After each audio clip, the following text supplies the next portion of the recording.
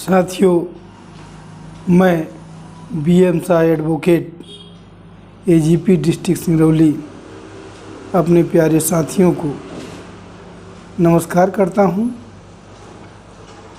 साथियों, आज मैं पति के प्रति जो औरतों द्वारा, पत्नियों द्वारा क्रूरता की जाती है, आज महिलाओं के पक्ष में जो अधिकतर कानून हैं उसका दुरुपयोग महिलाओं द्वारा किया जा रहा है। साथियों, हमारा कहना है कि जो कानून बने हैं वह महिलाओं के सुरक्षा के लिए, महिलाओं के अस्तित्व के लिए, महिलाओं के सम्मान के लिए बने। लेकिन यदि उन कानूनों का दुरुपयोग करते हुए वही महिला यदि उसके पक्ष में बने कानूनों का जब दुरुपयोग करने लगती है और अपने पति के विरुद्ध, अपने रिश्तेदारों के विरुद्ध, सास ससुर, देवर, रिश्तेदार, इनके विरुद्ध जब उसको इस्तेमाल करने लगती है तो वो कानून जो उसके संरक्षण के लिए, उसके सम्मान के लिए बना है, वह एक घिनौना हथियार बन जाता है अपने ससुराल वालों को, अपने रिश्तेदारों को प्रताड़ित करने के लिए। अभी माननीय हाई कोर्ट में, माननीय हरियाणा हाई कोर्ट में एक ऐसा ही मामला आया था जिसमें हाई कोर्ट के जस्टिस रितु बाहरी एवं जस्टिस अशोक कुमार वर्मा ने सेना के मेजर द्वारा अपनी पत्नी से तलाक की मांग करने वाली याचिका को स्वीकार करते हुए अपने आदेश में यह टिप्पणी की। इसी के साथ हाई कोर्ट ने पानीपत फैमिली कोर्ट के फैसले को रद्द कर दिया, जिसमें सेना अधिकारी की तलाक की मांग को खारिज कर दिया गया था। याचिका के अनुसार दंपति की शादी नवंबर 2019 में हुई थी। शादी में दोनों की कोई संतान नहीं हुई। पति का आरोप है कि शादी के दिन से ही पत्नी का स्वभाव हिंसक था और उसने अपने ससुराल पक्ष पर दहेज व मारपीट के कई आरोप लगाए। इतना ही नहीं, उसने BSF के सेवानिवृत्त अपने ससुर पर यौन उत्पीड़न का आरोप लगाकर समाज में उनकी प्रतिष्ठा को धूमिल कर दिया। उसकी पत्नी ने उसको प्रताड़ित करने के लिए सेना मुख्यालय में उसके खिलाफ भी कई शिकायतें दर्ज कराई। पत्नी द्वारा दी गई सभी शिकायतों में उनको क्लीन चिट मिल गई। पत्नी के रवैये से तंग आकर उसने पानीपत कोर्ट में तलाक की याचिका दायर की थी, लेकिन फैमिली कोर्ट पानीपत ने तब पति द्वारा दायर तलाक की याचिका को खारिज कर दिया था।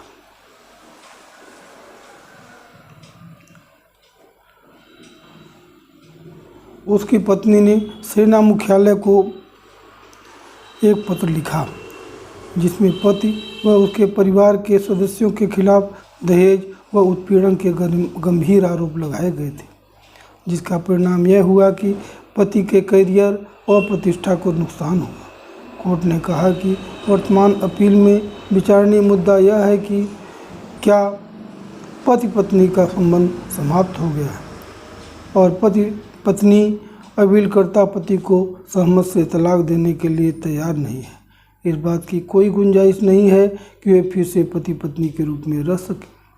हाई कोर्ट ने यह भी देखा कि पत्नी ने अपने ससुर व अन्य के खिलाफ निराधार, अभद्र और अपमानजनक आरोप लगाए तथा शिकायत दर्ज की। उसका यह आचरण दर्शाता है कि उसने यह सुनिश्चित करने के लिए सभी प्रयास किए कि पति और उसके माता पिता को जेल में डाल दिया जाए, जैसा कि आज हमारे कोर्टों में भी देखने के लिए मिलता है साथियों कि पत्नी जो है झूठा आरोप लगा करके केवल मात्र ही करने का प्रयास करती है कि पति को, ससुर को, सास को जेल में कैसे डाल दिया जाए और झूठे आधारों का सहारा लेती है और यही प्रयास में लगी रहती है और प्रताड़ित करती रहती है। इस प्रकार से उक्त मामले में साथियों पत्नी ने पति की करियर और प्रतिष्ठा को खत्म करने के लिए पूरी कोशिश की। हमें इसमें कोई संदेह नहीं है कि इस आचरण से अपीलकर्ता पति को मानसिक क्रूरता का शिकार बना दिया। इसलिए हाई कोर्ट पति की तलाक की मांग स्वीकार करता है और कोर्ट ने पति को आदेश दिया कि वह पत्नी को एक मुश्त मुआवजा के तौर पर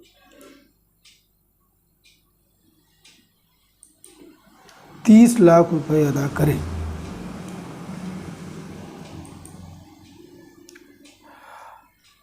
साथियों, इतना ही नहीं, माननीय हरियाणा हाई कोर्ट ने यह भी कहा कि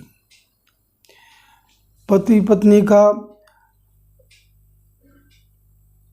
एक रिश्ता जो होता है, एक वह वैवाहिक रिश्ता जीवन साथी के साथ आपसी विश्वास, सम्मान, प्यार और स्नेह पर टिका होता है।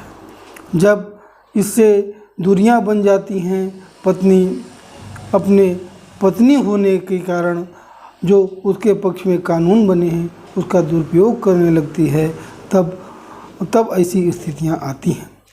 आज हम देखते हैं कि फैमिली मैटर के लिए कई विवाद यहाँ पर मौजूद हैं। देखते हैं फैमिली कोर्ट में महिलाओं और पुरुषों की लाइन लगी है फैमिली मैटर को लेकर के। क्यों ऐसा हो रहा है? इसमें मुख्य चीज़ साथियों यह है कि आपसी विश्वास टूट रहा है।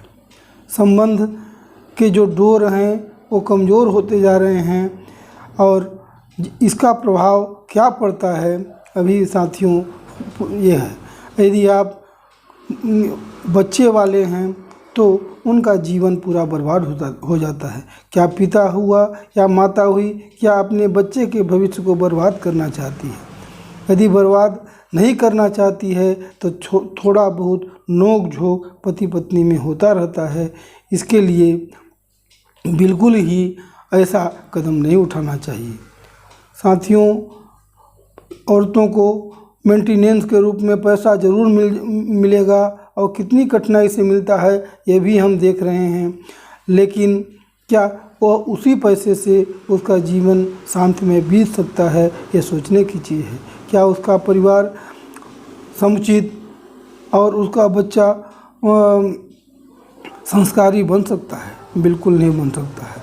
इस सब को देखते हुए साथियों हमारा तो यही कहना है कि हमारा पति पत्नी के बीच सामंजस्य बैठा करके चलना चाहिए। अभी साथियों इसमें एक माननीय सुप्रीम कोर्ट द्वारा उमा शंकर मध्य प्रदेश हाई कोर्ट द्वारा Uma Shankar and others versus state of MP के मामले में भी यही हुआ था। शादी के बाद अपने ससुराल पति के साथ पत्नी रतलाम में रह रही थी। इसे दरमियान अच्छा चल रहा था, लेकिन स्वार्थवश थोड़ा नोक-झोंक के कारण उसने दिनांक 7/12/2018 को अपने पति के ऊपर झूठा आरोप लगाया कि उसका पति जो है दूसरी शादी करना चाहता है, भोजन नहीं देता है और पीटता है। इस प्रकार से झूठे आरोप लगा करके अपने पत्नी के विरुद्ध 498A, 406 भादर बी तथा धारा 3 और 4 दहेज प्रतिशत अधिनियम का झूठा मामला अपने पति के खिलाफ लगाया। इसके बाद पति को उस क्रिमिनल कार्रवाई में भाग लेना पड़ा, व्यर्थ में परेशान रहा। इसी दरमियान पति ने धारा 9 विवाह पुनर्स्थापना के लिए धारा 9 हिंदू विवाह अधिनियम के तहत आवेदन माननीय फैमिली कोर्ट में किया और फैमिली कोर्ट में करने के बावजूद भी बहुत प्रयास करने के बाद भी पत्नी जो है पति के साथ जाने के लिए नहीं तैयार हुई। तब विवश होकर के जब समझौता की बात करने लगा, ले जाने की बात करने लगा, तो पत्नी ने पुनः एक थाने में झूठा आरोप तथा पुलिस अधीक्षक के समय झूठा आरोप प्रताड़ित करने के संबंध में लगाया। तब विवश होकर के पति माननीय मध्य प्रदेश हाई कोर्ट जबलपुर गया और धारा 482 के अंतर्गत रिट याचिका दायर की। उस रिट याचिका में जांच के पश्चात पत्नी द्वारा जो आरोप दहेज प्रताड़ना, मारपीट की क्रूरता का जो आरोप लगाया गया था, उसे समाप्त कर दिया गया। और इसी तरह से साथियों, माननीय सुप्रीम कोर्ट ने भी राज्य बनाम भजनलाल 1992 SCC वॉल्यूम 1 पेज 335 एवं के सुब्बाराव और अन्य विरुद्ध तेलंगाना राज्य 2018 वॉल्यूम 14 SCC 452 में यह उद्धृत किया है कि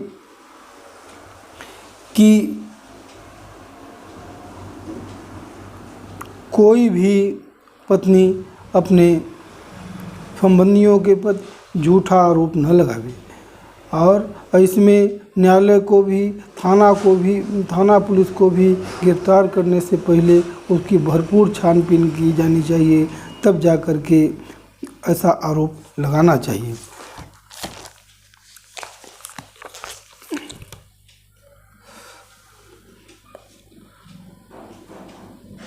और ये इस तरह से साथियों, हमारा तो यह कहना है कि यदि कोई पत्नी इस तरह से झूठे क्रूरता का आरोप लगाती है, तो वह क्रूरता उसके प्रति न होकर के वह स्वयं उसके पति के प्रति, उसके माता पिता, रिश्तेदारों के प्रति होता है। इस यदि क्रूरता सिद्ध हो जाती है तो वह उस क्रूरता के आधार पर पति को डिवोर्स लेने का, विवाह विच्छेद लेने का पूरा अधिकार होता है। इसलिए मैं तो सभी समाज के बहनों, माताओं से यह कहना चाहता हूँ कि आप लोग संयम बरतें, अपने परिवार को, अपने बच्चों के हित को देखते हुए संतुलित बनाने के लिए छोटे छोटे युगों को छोड़ करके एक साथ रहने का दृढ़ संकल्प लें और अच्छा फैमिली बना करके पूरे गांव, देश, समाज को लाभान्वित करें और सम्मानित करें।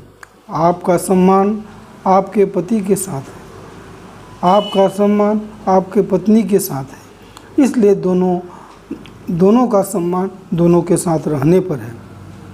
तो हमारा ये कहना है साथियों कि आप लोग बिल्कुल संयमित होकर के झूठे जो मामले चल रहे हैं उसमें किसी न किसी रूप में समझौता करें। हम अपने अधिवक्ता भाइयों से, काउंसलरों से यह निवेदन करना चाहते हैं कि आप लोग फैमिली मैटर में ये कोशिश करें कि उनमें समझौता हो जाए, क्योंकि यदि आप उनके दाम्पत्य जीवन को पुनर्स्थापित करेंगे तो हो सकता है कि ऊपर वाला भी आपको उसका लाभ देगा। इतना अधिक पैसा इस ऐसे चीज़ों से न कमाने की कोशिश करें जिससे कि परिवार, कुछ अधिवक्ता बंधु जो फैमिली मैटर में उकसाते हैं, हमारा उनसे आग्रह है कि कल आपके भी बहन, आपकी भी बेटी इस मोड़ पर आ सकती है। इस सब को देखते हुए हमारा पूर्ण रूप से प्रयास होना चाहिए कि हम अपने परिवार को समझाएं और जो छोटा मोटा गड़बड़ी हो उसको भी सहन करें, क्योंकि समझौता साथियों एक पग पत्नी को पीछे हटने से और एक पग पति को पीछे हटने से समझौता होता है। यदि कोई अपने ईगो को बनाए रखता है और इस ईगो पर स्थिर रहता है तो कभी भी एक सम्मानित परिवार नहीं बन सकता है। इसलिए मैं आपसे साथियों आग्रह करता हूँ कि मैंने आपको छोटी जानकारी दिया है। यदि मेरे बताने में किसी को तकलीफ़ हो तो उसके लिए मैं माफ़ी चाहता हूँ और आपसे कहता हूँ कि यदि मैं आप सबके लिए छोटा बहुत कानूनी जानकारी दे सकता हूँ तो यह बांटने का है। मैं स्वयं अपना ज्ञान बढ़ाने के लिए ही आप लोगों के संपर्क में आना चाहता हूँ। इसीलिए मैं आपसे निवेदन करता हूँ कि मैं प्रतिदिन कुछ न कुछ कानून की छोटी छोटी बातों को अपने चैनल में प्रसारित करता हूँ। आप हमसे जुड़े रहें और हमारे चैनल को सब्सक्राइब करें।